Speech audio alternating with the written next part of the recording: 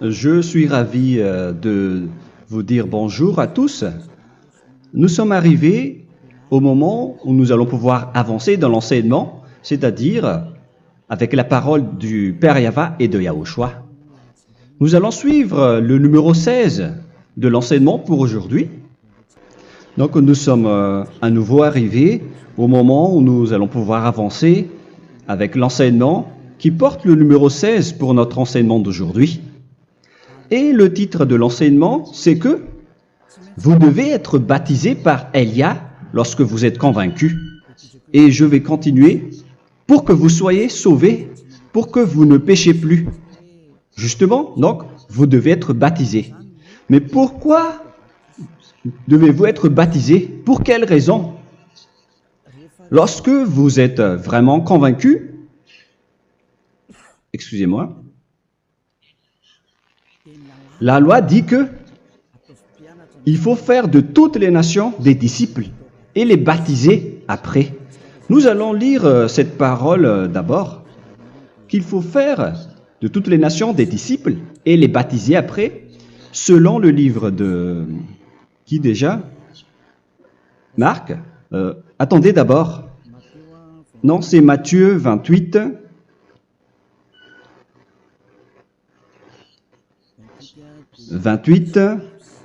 Versets 19 et 20.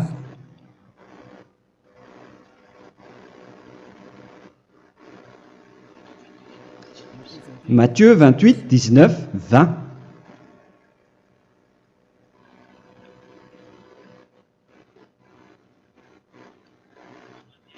Allez, faites de toutes les nations des disciples. Ici donc, il faut faire toutes les nations des disciples. Les baptisons au nom du Père, du Fils et du Saint-Esprit. Donc, à la fois, il faut les enseigner à observer tout ce que je vous ai prescrit.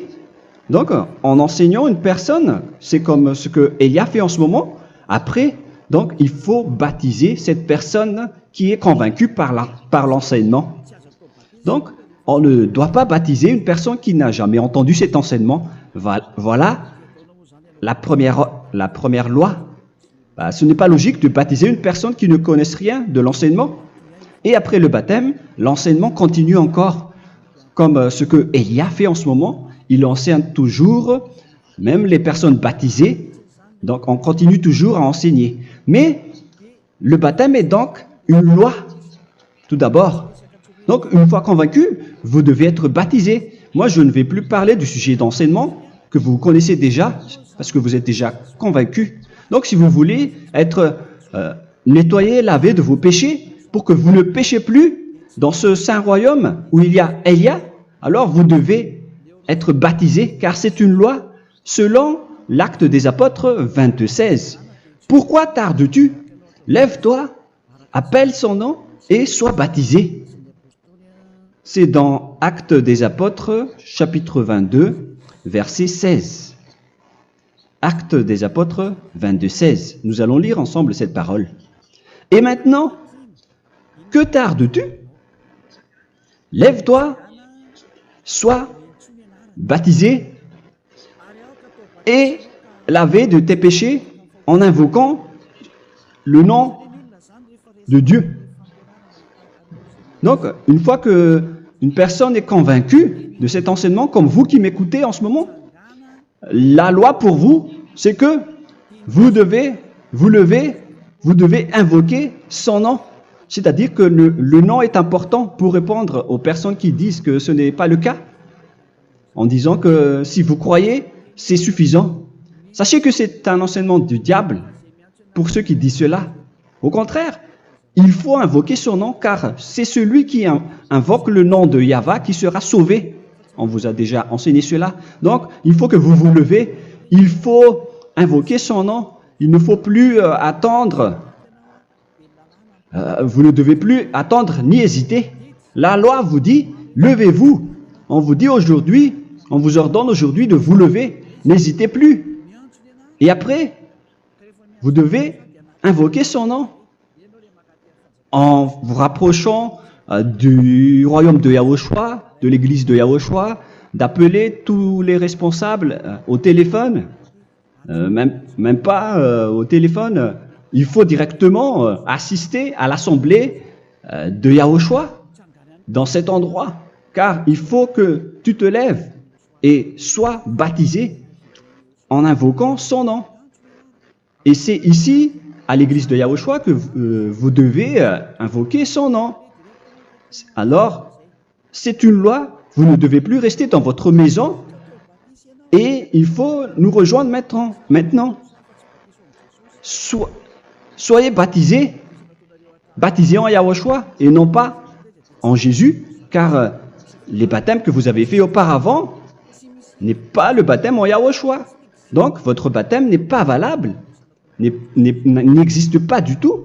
Et votre baptême, au contraire, il est pire lorsque vous l'avez fait avec des autres dieux comme Jésus, car vous allez le revêtir jusqu'à votre mort. Car selon Galates 3, 27, vous revêtez le Dieu à qui vous êtes baptisé. Comme par exemple, si vous êtes baptisé en Yahushua, vous revêtez en Yahushua. Mais les fidèles de Jésus, ils revêtent Jésus. Alors que vous voyez bien que ce Dieu, c'est un faux Dieu qui n'ôte pas les péchés, qui vous jette en enfer et qui n'existe même pas. Parce que si jamais il existait, vous devez aussi être ôté de vos péchés. Mais ce n'est pas le cas. Vous revêtez un faux Dieu, un envoyé du diable. Pourquoi? Car tous ceux qui sont pécheurs viennent du diable. Nous allons donc lire la parole de Dieu à ce sujet dans Galates 3, 27 pour vous dire que c'est un faux baptême que vous avez fait. Donc si vous avez été baptisé en lui, alors vous allez être avec le diable jusqu'à la fin. C'est ce qui est pire avec votre baptême qu'il faut enlever et supprimer rapidement, car vous êtes avec le diable. Les pécheurs viennent du diable, et ce faux Dieu, il vous rend toujours pécheur, jusqu'à maintenant. Il vous encourage de rester pécheur, non méritant. Ça vient d'où? Ça vient de qui, ce faux Dieu-là? À ce sujet, il vient du diable, car les pécheurs viennent du diable. Ce faux Dieu qui n'existe même pas. Ce n'est qu'un collaborateur du diable. C'est dans Galates 3, 27. Je vous donne la parole en vous disant qu'il faut fuir rapidement de cet endroit qui ne vous convient pas. Le dernier baptême, ce sera pour le 8 mars 2026 à Madagascar. Et après, il n'y aura plus de baptême ici. Galates 3, 27. Vous tous qui avez été baptisés en Yahushua, par exemple, alors vous avez revêtu Yahushua. Voilà la parole. Donc, si vous avez été baptisé en Jésus, alors vous revêtez Jésus. Comme avec votre dernier baptême, vous allez toujours revêtir celui-là. Et ce vêtement ne sera jamais ôté tant que vous ne vous rapprochez pas de Élia. C'est lui uniquement qui peut vous enlever de ce baptême, de ce Jésus qui vous rend pécheur. Un collaborateur du diable et qui vient du diable. C'est dans 1 Jean, pour vous dire, est-ce que vous pouvez toujours rester dans votre ancien baptême après tout ce schéma? 1 Jean, chapitre 3, verset 8. 1 Jean 3, 8. C'est où déjà? Celui qui pêche est du diable, car le diable pêche dès le commencement. Vous voyez? Et voilà ce qui est pire. C'est votre Dieu même qui vous rend pécheur et qui vous dit que vous devez être pécheur. C'est lui-même, à ce sujet-là, qui vient du diable. C'est vraiment pire ce schéma, car il s'agit d'un envoyé du diable qui vient du diable. Un envoyé du diable. C'est-à-dire que ce schéma vient du diable.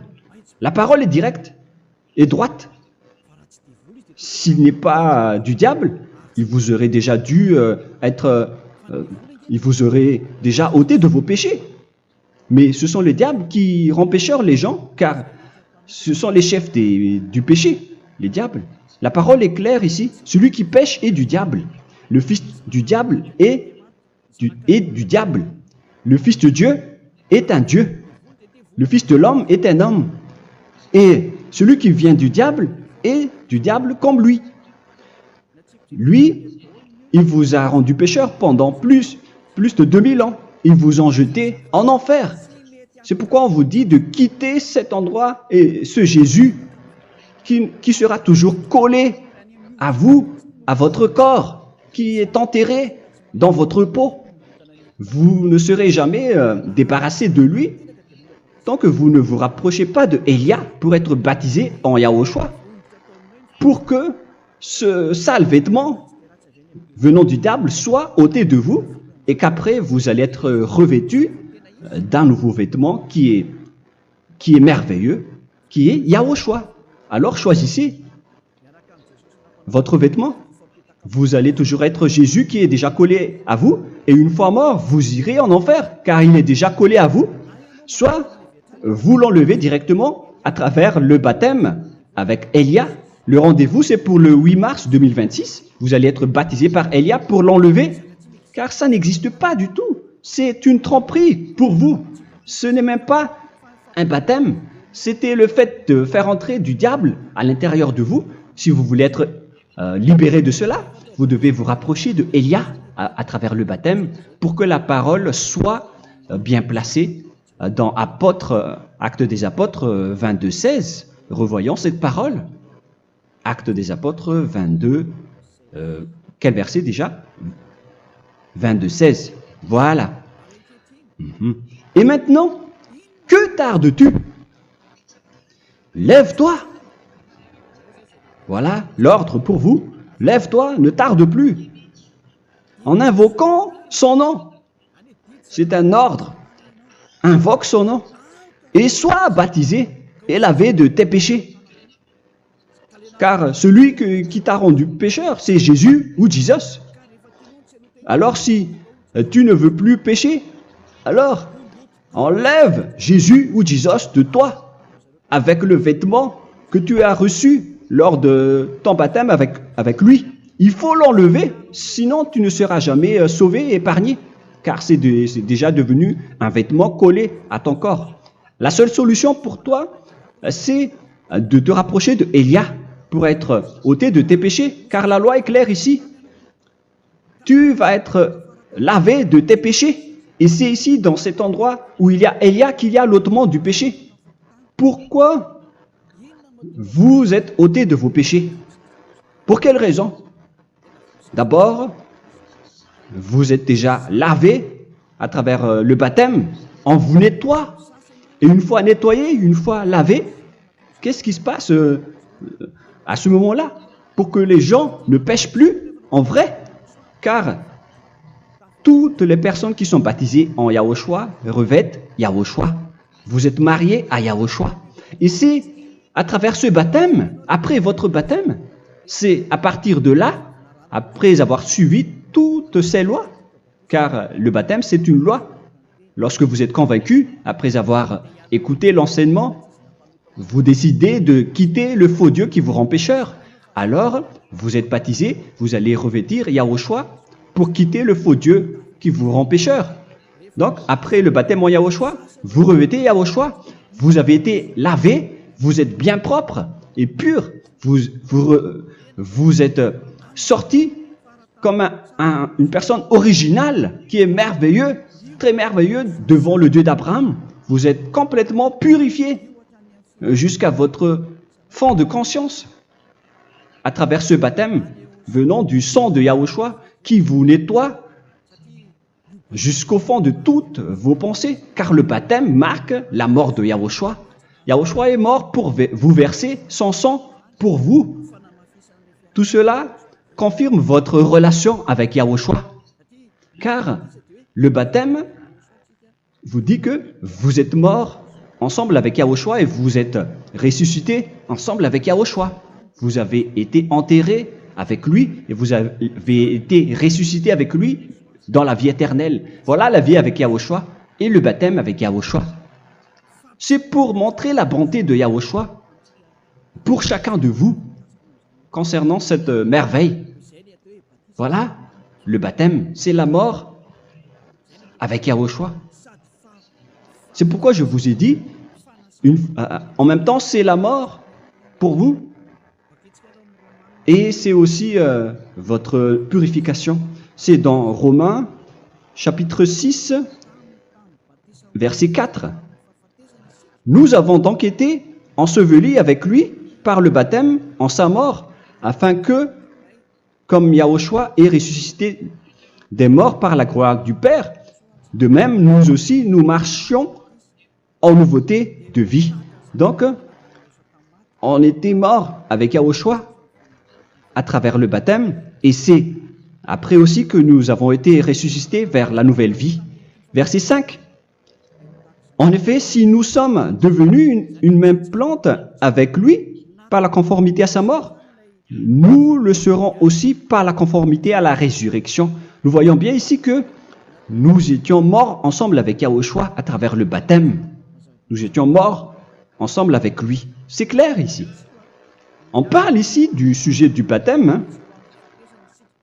Nous avons donc été ensevelis avec lui par le baptême en sa mort, mais pas avec autre chose. C'est clair alors à travers cette parole que c'est à travers ce baptême que nous allons avoir la même geste que Yahushua. Donc si vous voulez être ôté de vos péchés, vous devez entrer dans le baptême. Et une fois baptisé, la personne est intégrée directement au ciel des cieux. Mais il y a des étapes à suivre avant d'arriver là-bas, ce que je suis en train de vous enseigner en ce moment, car l'objectif du baptême, avec la mort et la résurrection, et l'enterrement, après la fin de votre chemin, c'est le ciel des cieux. Et on parle de vous en tant que vivant. C'est dans Éphésiens chapitre 2, verset 6. Éphésiens 2, 6. Et il nous a ressuscités ensemble, c'est-à-dire ressuscités avec Yahushua après le baptême, et nous a fait asseoir ensemble dans les lieux célestes en Yahushua, c'est-à-dire au ciel des cieux. Voilà donc les avantages des personnes baptisées en Yahushua, ceux qui ne pêchent plus. Et l'objectif, les excuses, l'objectif, c'est d'accomplir la parole de Yahushua qui a dit « Ne péchez plus ». C'est ça l'objectif du baptême. Le baptême, c'est que vous n'allez plus jamais pécher. Selon la parole de Yahushua, qui se trouve où déjà? C'est dans Jean chapitre 8, verset 11. Jean 8, 11. Excusez-moi. Elle répondit, « Non, Seigneur. » Et Yahushua lui dit, « Je ne te condamne pas non plus. Va et désormais ne pêche plus. » Donc l'objectif de votre mort et de votre résurrection avec Yahushua, c'est d'arriver dans cet endroit où vous ne péchez plus. C'est la loi de Yahushua, la loi de la perfection que vous devez suivre. La finalité, c'est que vous ne devez plus pécher.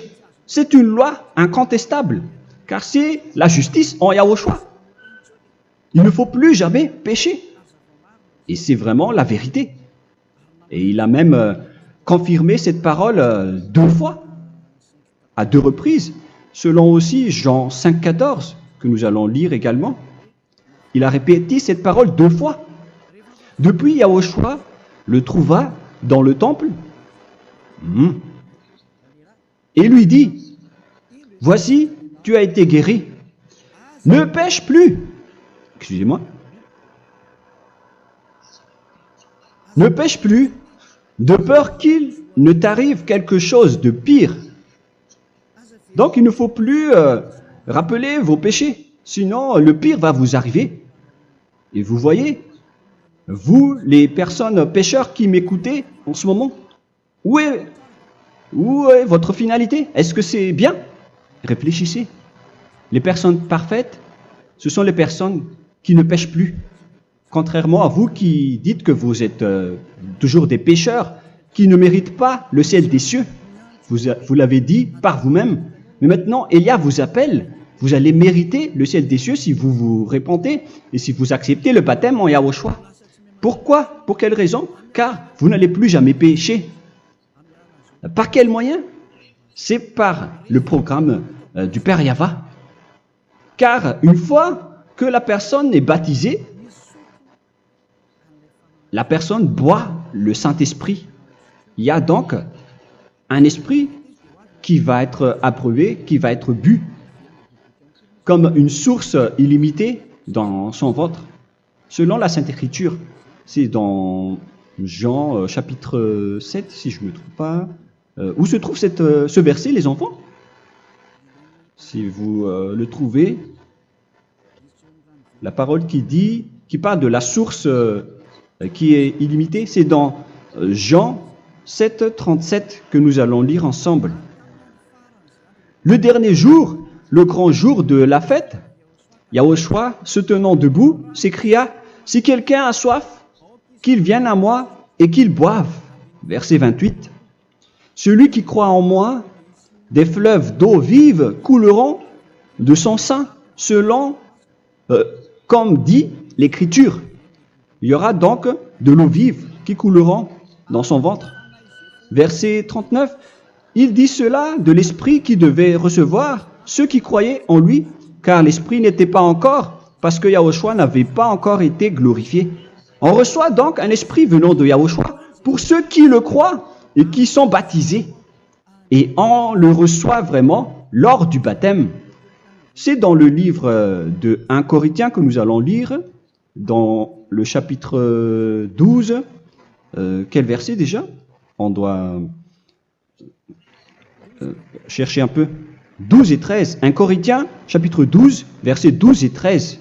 Car comme le corps est un et a plusieurs membres, et comme tous les membres du corps, malgré le nombre, ne forment qu'un seul corps, ainsi en est-il Yahushua. Nous avons tous en effet été baptisés dans un seul esprit, pour former un seul corps, soit juif, soit grec, soit esclave, soit libre. Et nous avons tous été abreuvés d'un seul esprit. C'est dans le baptême, donc, qu'on reçoit l'esprit unique, un seul esprit. Donc, si vous êtes baptisé en Yahushua, vous abreuvez l'esprit venant de Elia, venant de Yahushua. Vous abreuvez un seul esprit venant de moi, un esprit non pécheur et qui vous rend non pécheur. Donc, tout le monde boit un seul esprit selon la Sainte Écriture. Nous vous avons tous en effet été baptisés dans un seul esprit. Vous recevez donc ce seul esprit à travers le baptême. Et qu'est-ce qui se passe après? Le Saint-Esprit va vous guider désormais. Vous le recevez lors du baptême et celui qui va vous guider pour que vous ne péchez plus. C'est dans Jean, quel chapitre déjà? Je ne me souviens plus. C'est dans le chapitre 14, peut-être. 14, 23.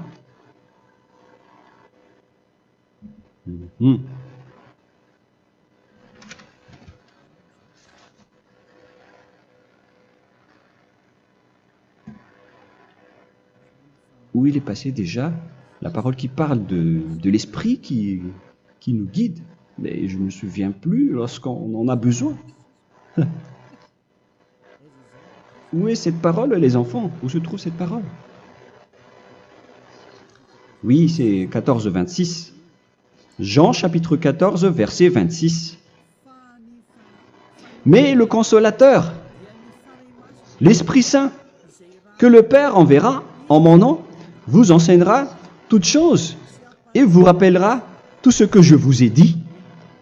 La parole de Dieu précise bien ici que le Saint-Esprit, qui est le consolateur, à la fois donc il est consolateur, il est envoyé par le Père en mon nom, il vous enseignera toutes choses et vous rappellera tout ce que je vous ai dit.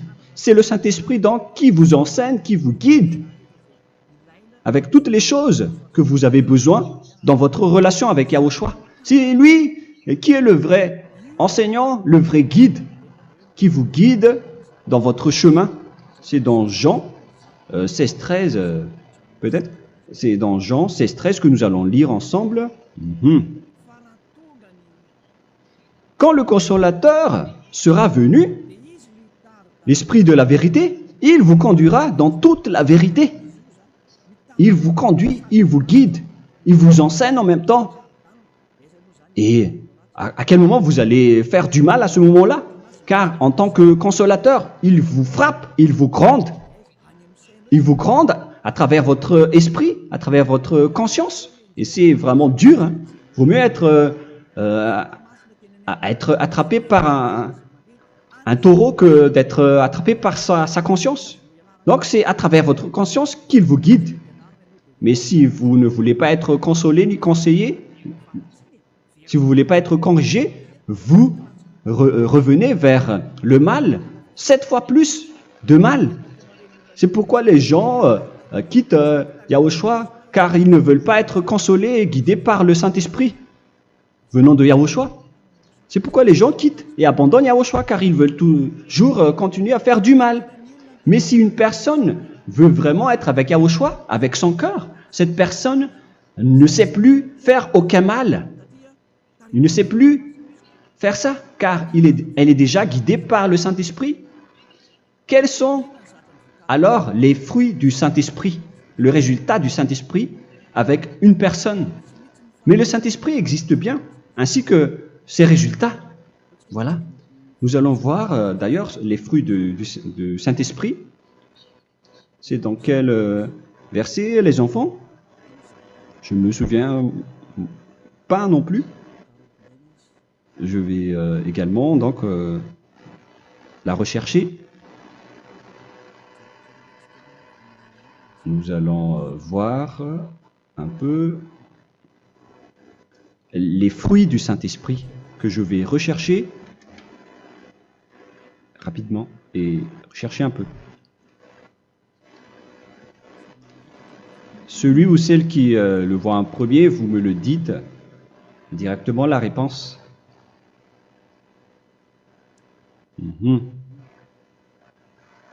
Comment?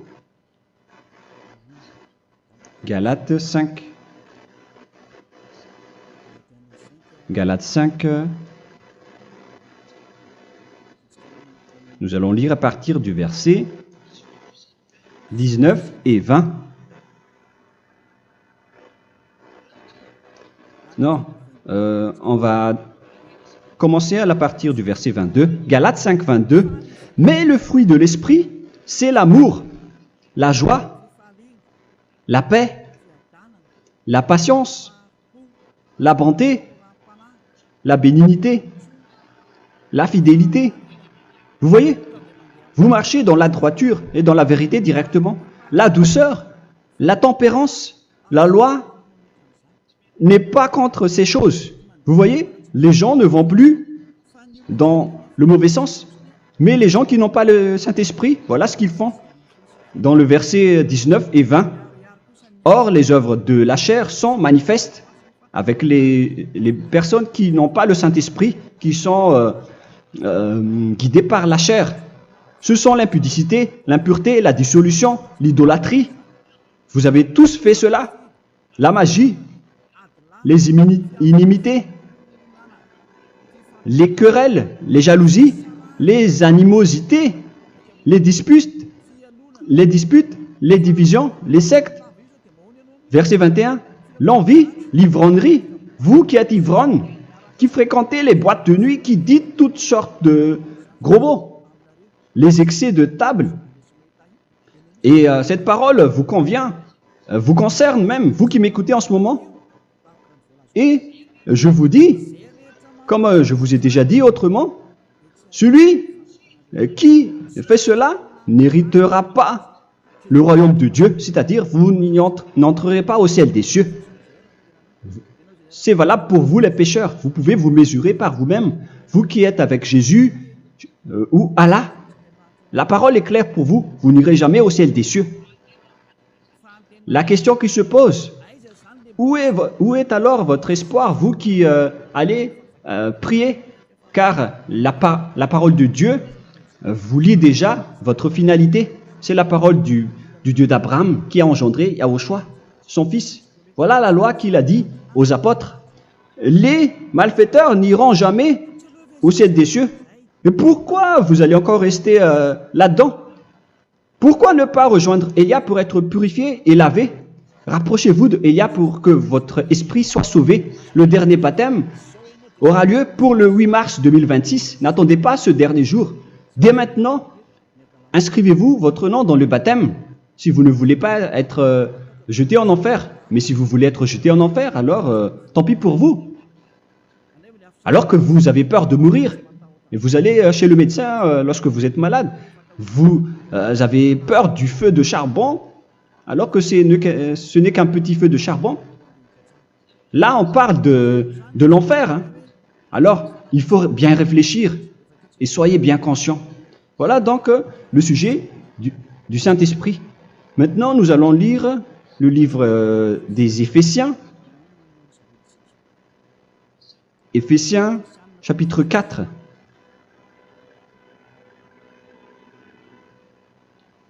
À partir de quel verset?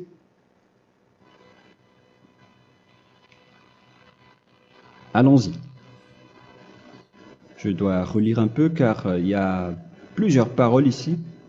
Moi, je vais vous sortir la parole qui dit que les personnes en Yahushua ne font plus aucun mal.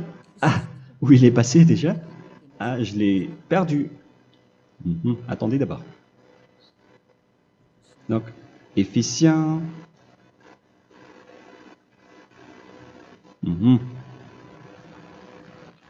C'est dans le chapitre 5, on dirait. Et nous allons voir tranquillement. Mais nous allons voir dans Galates 5,16 d'abord. Je dis donc, marchez selon l'esprit et vous n'accomplirez plus les désirs de la chair. C'est-à-dire donc que vous devez être baptisé, car sans le baptême, vous n'aurez jamais le Saint-Esprit. Verset 17. Car la chair a des désirs contraires à ceux de l'esprit, et l'esprit en a des contraires à ceux de la chair. Ils sont opposés entre eux, afin que vous ne fassiez point ce que vous voudriez. L'esprit et la chair s'opposent toujours. Alors il faut suivre l'esprit maintenant pour aller au ciel des cieux. Et voilà donc la suite de la parole. Éphésiens 4:21. Si du moins vous l'avez entendu, et si vous, conformément à la vérité qui en est en Yahushua, c'est en lui que vous avez été instruits à vous dépouiller, eu égard à votre passé, du vieil homme qui se corrompt par les convoitises trompeuses, à être renouvelé dans l'esprit. Donc l'esprit travaille et va dans votre conscience et dans votre intelligence et à revêtir l'homme nouveau créé selon Dieu dans une justice et une sainteté qui produit la vérité. Le Saint-Esprit donc vous rend droit pour que vous ne soyez pas dans le mauvais chemin et il vous guide dans la justice et dans la vérité. Voilà directement pour les personnes en Yahushua. Et c'est quoi la suite? C'est pourquoi renoncer au mensonge. Il ne faut plus mentir. Même dans les 10 commandements, ils ont dit ne mentez pas. Mais c'est juste une parole. Mais les gens, lorsqu'ils sont pressés, ils font des mensonges. Mais pour les gens en Yahushua, ils renoncent directement au mensonge. Et que chacun de vous parle selon la vérité à son prochain. Car nous sommes des membres. Nous sommes membres les uns des autres. Si vous vous mettez en colère, ne péchez point. Que le soleil ne se couche pas sur votre colère. Voilà toutes les lois de Yahushua qui sont guidées, qui sont ordonnées par le Saint-Esprit. Alors, ne donnez pas accès au diable. Ne mettez pas le mal dans tous vos chemins. Il faut rester sainte, vraie et parfaite. Que celui qui dérobait ne dérobe plus. Il ne faut plus donc dérober les choses. Et il ne faut plus donc voler quelque chose. Mais quelle est la parole du Père Yahweh et de Yahushua? Mais plutôt qu'il travaille en faisant de ses mains ce qui est bien pour avoir de quoi donner à celui qui est dans le besoin. Qu'il ne sorte de votre bouche aucune parole mauvaise, mais s'il y a lieu, quelques bonnes paroles qui servent à l'édification et communiquent une grâce à ceux qui l'étendent. N'attristez pas le Saint-Esprit de Dieu par laquelle vous devez être scellés pour le jour de la rédemption. Il faut toujours laisser le Saint-Esprit vous guider, ne l'attristez pas, sinon vous n'allez pas avoir la selle. À la fin des temps, à l'époque de Gog, on va vous donner le Saint-Esprit pour que vous soyez scellés.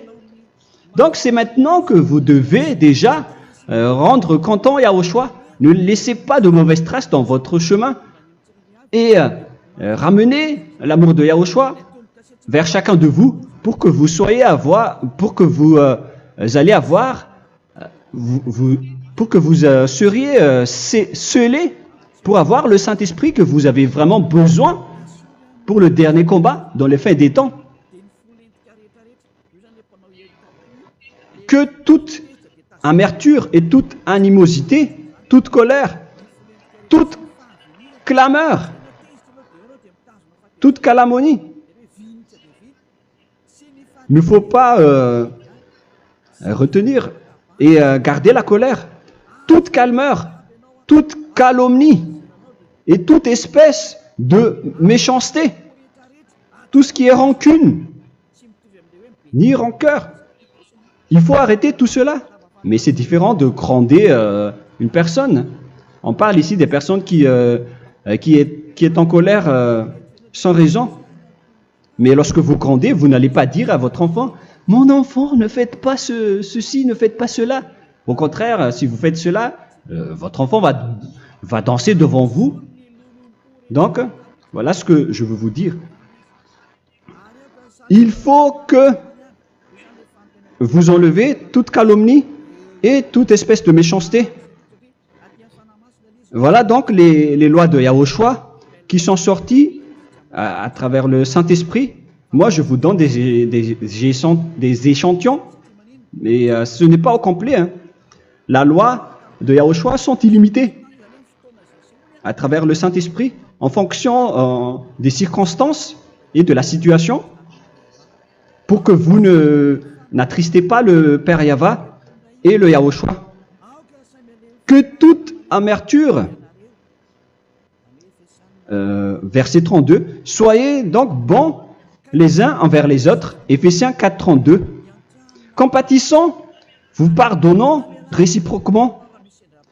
Donc, il faut que vous pardonnez votre ami si jamais il y a eu un petit problème. Laissez ça de côté. Il faut que vous vous pardonnez, mais il ne faut pas que vous allez recommettre des péchés après. Hein. En Yahushua, lorsque vous vous pardonnez, après il n'y a aucune rancune, comme lorsque Yahushua vous a pardonné. Mais ce n'est pas que vous allez encore revenir dans le péché. Non, non, non. C'est dans Hébreux 10, 26 qui parle des péchés volontaires. Hébreux.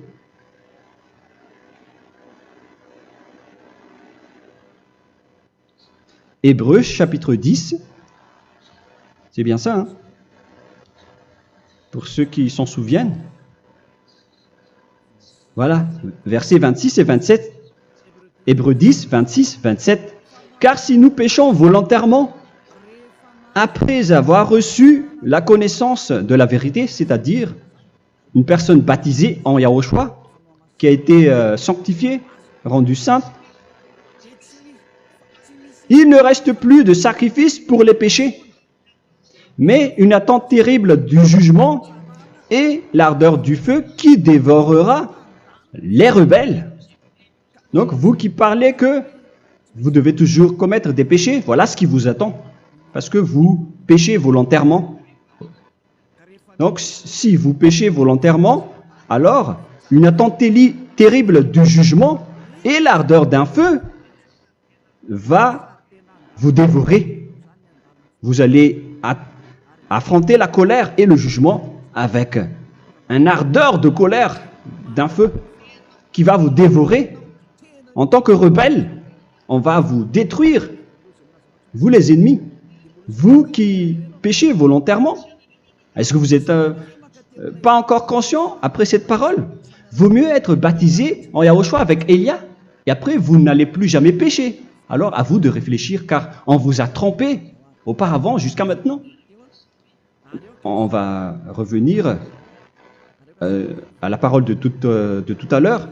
Donc que chacun pardonne son ami et pardonnez-vous comme ce que Yahushua vous a pardonné.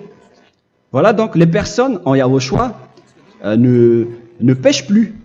Nous allons donc continuer avec le verset 5.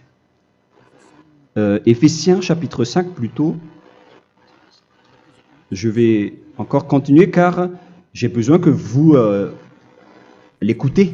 Éphésiens chapitre 5 verset 1.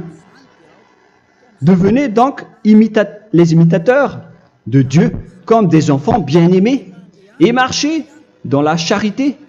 Le fruit de l'esprit, c'est de l'amour, on vient de lire, à l'exemple de Yahushua qui nous a aimés et qui s'est livré lui-même à Dieu pour nous comme une offrande et un sacrifice de bonne odeur. Verset 3. Regardez ces lois. Que l'impudicité, qu'aucune espèce d'impureté et que la cubicité ne soient même pas nommés parmi vous, ainsi qu'il convient à des saints. C'est bien clair alors ici qu'il ne faut pas faire l'impudicité ou parler de tout ce qui est adultère, impudicité, qu'aucune espèce d'impureté, tout ce qui est impur, l'abomination, la profanation et tout ce qui parle autour de ce sujet, n'en parlez jamais. Et que la cupidité ne soit pas nommée parmi vous, ainsi qu'il convient à des saints, y compris l'impudicité, l'abomination. Même juste en parler, ce n'est pas autorisé. Vous voyez que c'est vraiment différent. Lorsqu'on est en Yahushua, la cupidité, c'est-à-dire parler dans le dos des autres, qu'on n'entende ni parole de déshonnêteté, ni des propos insensés, ni des plaisanteries, choses qui sont contraires à la bienséance, qu'on entende plutôt des actions de grâce, car sachez qu'aucune impudique ou impure ou cupide, c'est-à-dire idolâtre, n'a d'héritage dans le royaume de Yahushua et de Dieu. C'est-à-dire, il ne faut pas s'allier avec les malfaiteurs. Les enfants du mal, ne vous alliez pas avec eux. N'acceptez pas ce qu'ils font. Ne collaborez pas avec eux. Ne cachez pas le mal qu'ils font. Car sinon, directement, votre sainteté va être détruite. La parole est claire. Ne vous alliez pas avec ces derniers, car vous allez être le fils du mal, qui n'est pas dans la vérité. Verset 8. Autrefois, vous étiez ténèbres, et maintenant, vous êtes lumière dans Yahushua. Marchez comme des enfants de lumière, car le fruit de la lumière consiste en toutes sortes de bonté, de justice et de vérité. Voilà, lorsqu'on est avec le Saint-Esprit, on est toujours dans la lumière, dans la bonté et dans la justice. Il faut que vous pensiez à la volonté de Yahushua, à ce qui est agréable à Yahushua. Verset 11. Et ne prenez point part aux œuvres infructueuses des ténèbres, mais plutôt condamnez-les. Ne faites pas l'alliance avec le diable. Ne faites pas l'amitié du diable. Ne faites pas des complots ou des compromis avec le mal pour les cacher. Alors, il faut plutôt les condamner, car il est honteux de dire qu'ils font en secret. Mais tout ce qui est condamné est manifesté par la lumière, car tout ce qui est manifesté est lumière. C'est pourquoi il y a la comparaison dans le Nouveau Testament pour dire il faut que vous réveillez de votre sommeil pour que Yahushua vous illumine. Verset 14. C'est pour cela qu'il est dit réveille-toi, toi qui dors, relève-toi d'entre les morts. Prenez donc garde de vous conduire avec circonspection. Si vous suivez donc le Saint-Esprit, vous ne faites plus aucun mal. Alors, il faut en profiter de faire du bien. Ne faites plus le fou. Et connaissez la volonté de Yahushua. Ne vous envrez pas de vin. Ce n'est plus bien de faire cela. C'est de la débauche. Soyez au contraire l'empris de l'esprit. Entraînez-vous par des psaumes et des hymnes et par des cantiques spirituels, chantant et célébrant tout votre cœur les louanges de Yahushua. Rendez continuellement grâce à toutes choses à Dieu Père au nom de notre Seigneur Yahushua. Voilà, c'est suffisant. Je viens de vous donner les lois de la Nouvelle Alliance qui n'est pas du tout associée aux 10 commandements.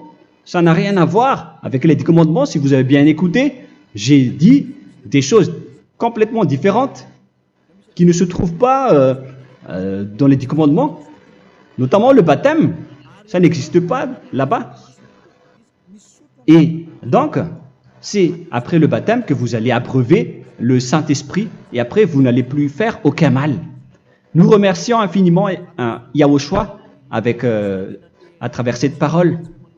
Je suis sûr que vous êtes contents pour aller dans cet endroit où personne ne pêche plus. Alors approchez-vous de Élia, qui est l'envoyé du Père Yahva et de Yahushua. Une fois que vous suivez Élia, vous n'allez plus jamais pécher, car vous allez être avec Yahushua. C'est seulement dans ce saint royaume où il y a Ziadia Elia qu'il y a des personnes qui ne pêchent plus sur cette planète Terre. Mais les autres ne sont que des pécheurs et il y a même des voleurs et des imposteurs.